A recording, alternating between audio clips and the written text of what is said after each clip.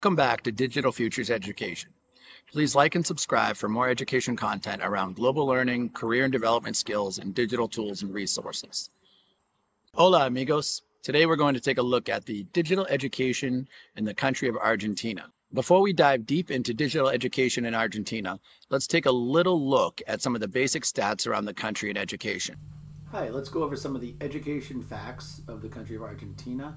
You see that there's a population of 44,300,000.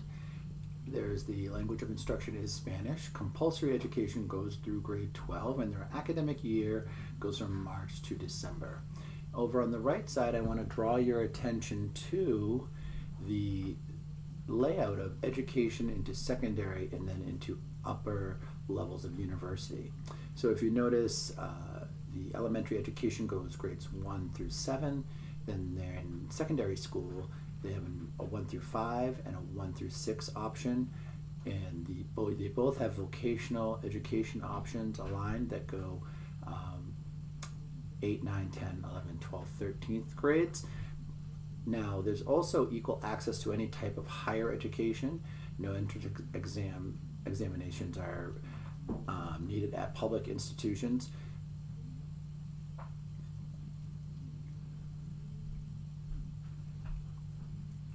If you look above, you'll notice that the university and professional degrees, and there's also an intermediate degree for technical and vocational. The university and professional degrees can go 1 to 7 years. The vocational, 1 to 4. Post-secondary and teacher training can be 4 years. And you can see the vocational and technical training certificate can also be 4 years. So that's a great overview of just the general education system in Argentina.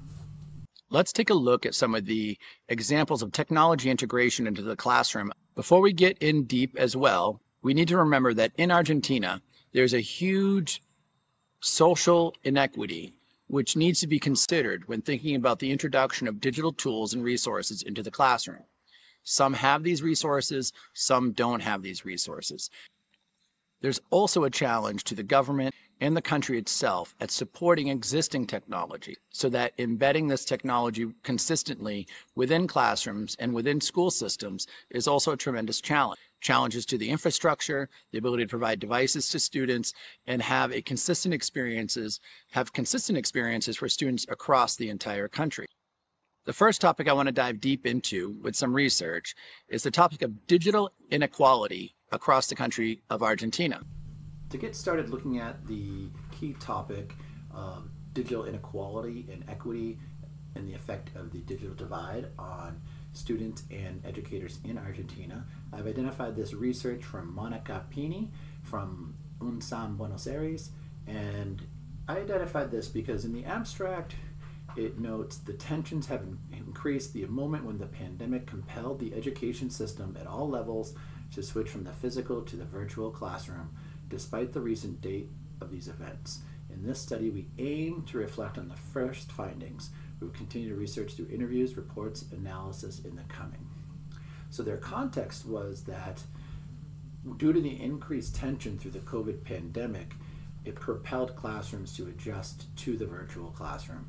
So this is research based on the impact of COVID pandemic and the integration of technology into classrooms.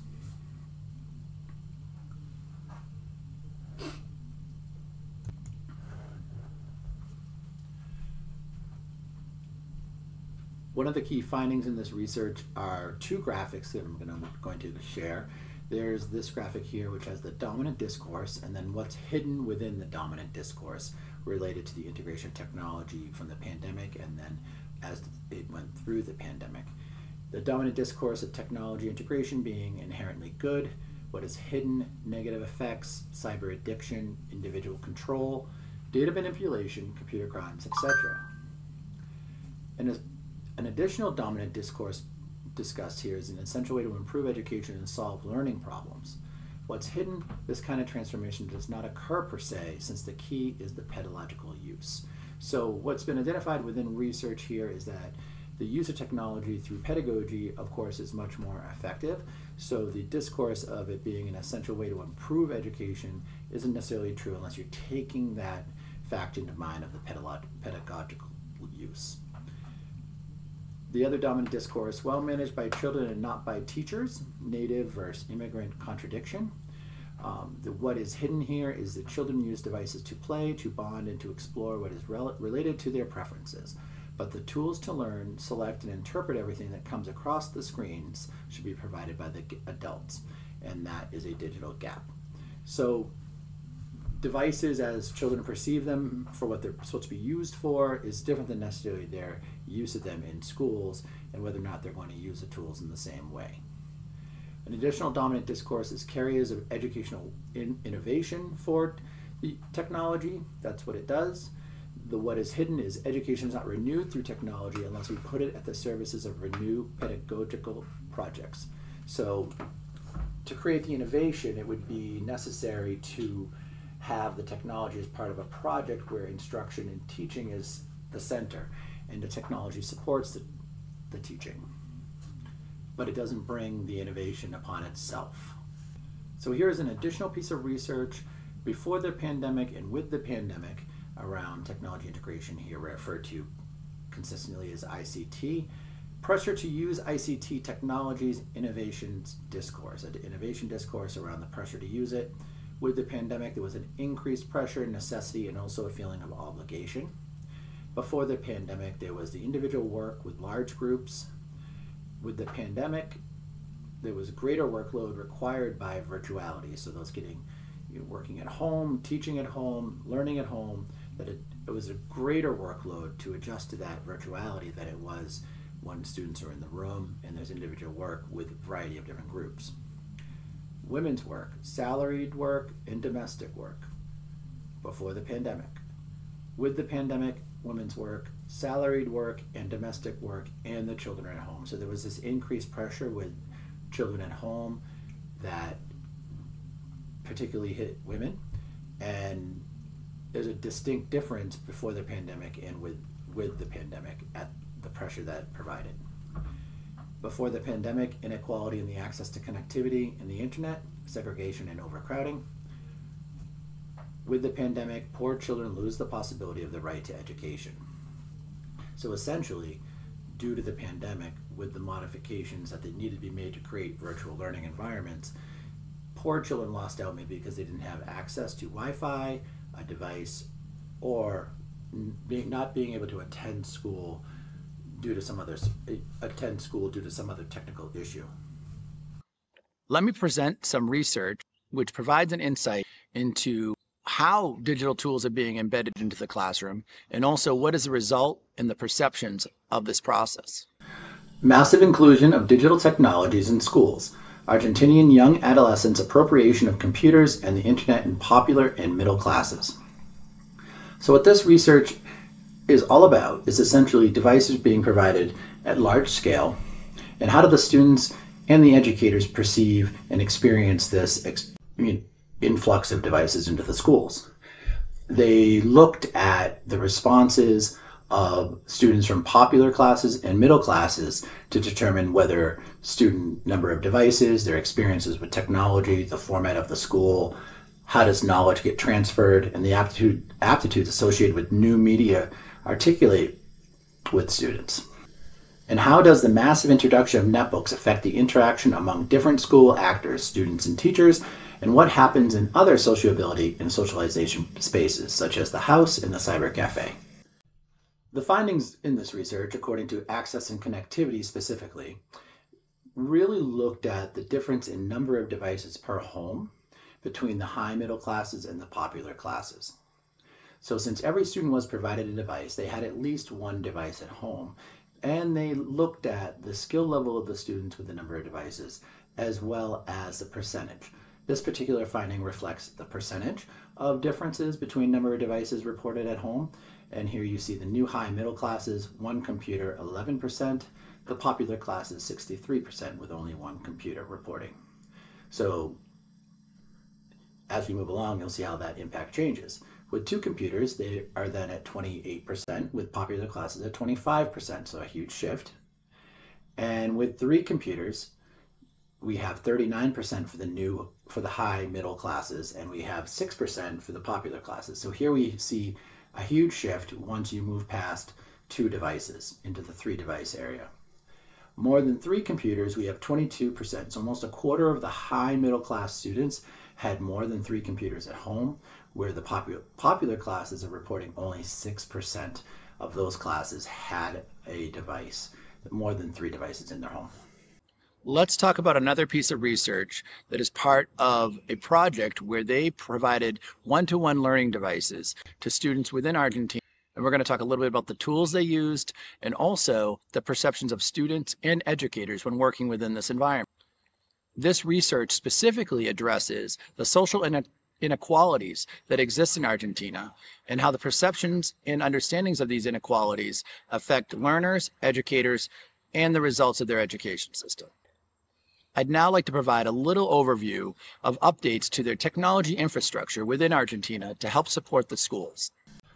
Let's talk briefly about the technology infrastructure of Argentina and what its plans are moving forward. Here is an article from Developing Telecoms. Argentina announces ambitious schools connectivity plans. This is from March 2022.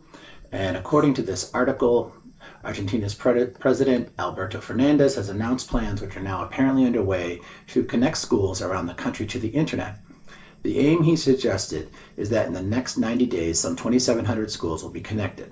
So this is a very ambitious project to create a high level of connectivity. They are partnering, they believe, with Pablo Tognetti. He's the president of the Argentine government-owned telecommunications company, ARSAT. That ARSAT and the Education Ministry were about to sign an agreement to connect 3,000 schools via satellite and, where possible, with fiber optics. So this would be a tremendous move forward, as this would provide 3,000 schools with essentially the internet connectivity and backbone to support additional one-to-one laptops or Chromebooks, all for students. And as we know, that's the key to then taking the next step to getting fluency with technology amongst all students and a system and culture to support it. One of the biggest barriers to integrating technology in the classroom is not only wireless connectivity and access for students, even with devices, but it's also the ability to train educators to be prepared to embed these lessons within the classroom. I'm going to go into a little bit of research about this experience and hopefully share some of the insights that those in Argentina have learned that are some of the gaps and opportunities to help them. I want to go back to the research on the massive influx of netbooks into the schools and just cite around this component about the interviews from educators working with the technology and how students perceived their work or their lack of work that they provided with them during this program.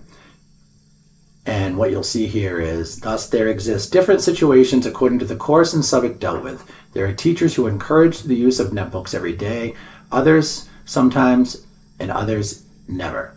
Besides, students establish a clear differentiation amongst those who allow them to use it beyond schoolwork, generally listen to music with headphones, those who just want it for certain activities and questions using just the calculator and math, searching for information during the explanation of a specific topic, and those who completely ban their use during the class. The reason is that they are afraid students may not pay attention. Although according to students, sometimes it is just because teachers do not know how to use it. So here's some clear evidence here around the student perception of the teacher's ability to use technology and whether or not they're applying it to their learning. So we have to think about what kind of message that sends from that perspective, and also what is the shift to get teachers to become to use more technology in the class connected to pedagogy specifically.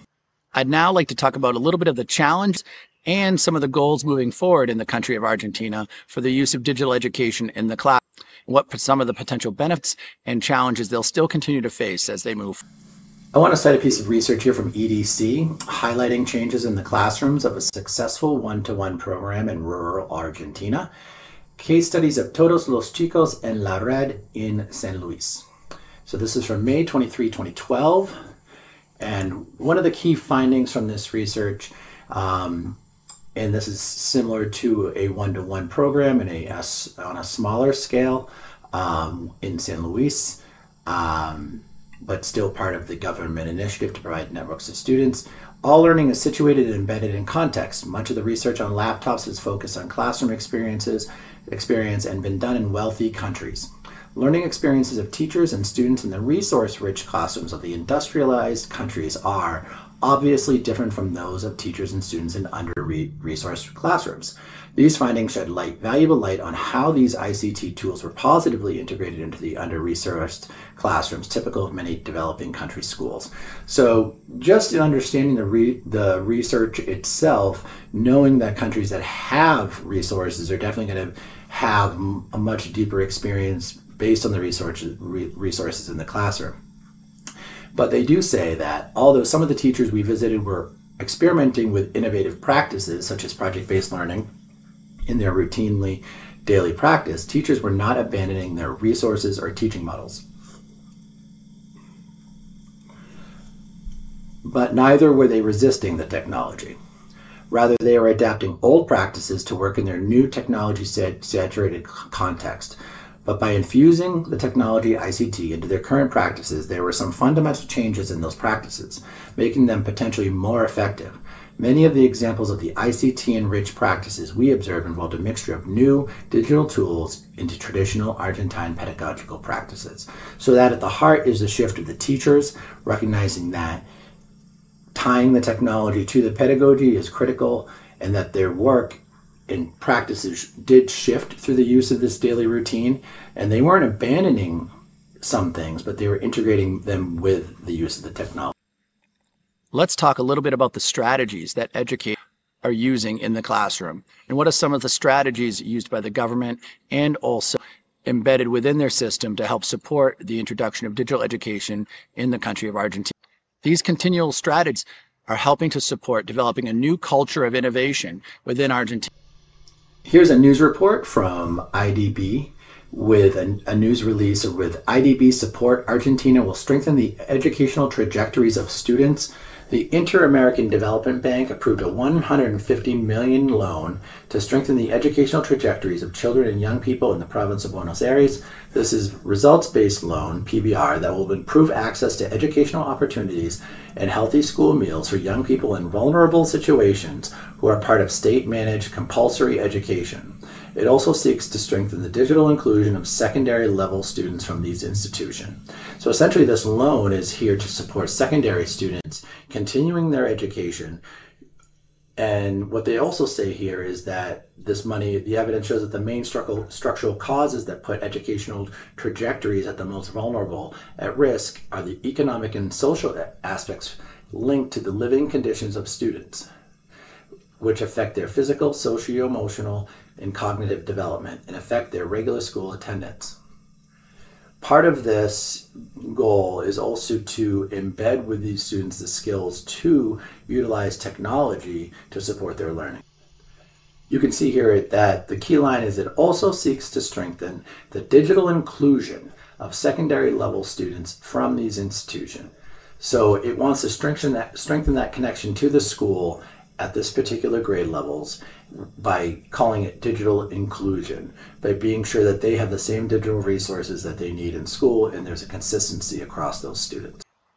Let's talk a little bit about the career development opportunities that are now existing due to the impact of technology within the country of Argentina. What are some of the opportunities for the students moving forward? And also opportunities for those to develop their career and move forward. In this article from the context, you'll see that in Argentina, coding bootcamps target the poor to fill tech jobs. So this is a very interesting article about how there are some free IT classes in Buenos Aires offered to youth from low-income backgrounds to have a foothold into Argentina's tech center. So Argentina's thriving tech center faces skill shortages. These are free classes aimed to equip the poor for well-paid jobs. There's a lack of technology equipment and many connection barriers for many. So this is an opportunity to have access and utilize tools and support the learning of a person for potential career skills. So the article tells a story about multiple people who have taken these IT classes and it's supported them to actually achieve getting a job in the tech industry. And one of the huge benefits of their ability to achieve this is that not only do they have a new opportunity, but they also essentially an entry-level job in the South American country's tech industry can pay twice the minimum wage of 342 pesos. That's 375 a month. According to IT education charities, right off the bat, they often become the highest earner in the family, said Frederico Weisbaum, director of Puerta 18, a nonprofit offering classes in Buenos Aires to young people aged 13 and 24. Between 13 and 24. Its courses include 3D printing, programming, and graphic design. About 90% of those who complete their studies, typically lasting 2 to 3 months, and take part in a work placement scheme, get a job in the industry. So this is a tremendous benefit to younger people looking for skills that they could add to their resume and also have a work experience that's going to support them at potentially being the highest earner in their family at a very young age. I hope you enjoyed this deep dive into the digital education in the country of Argentina.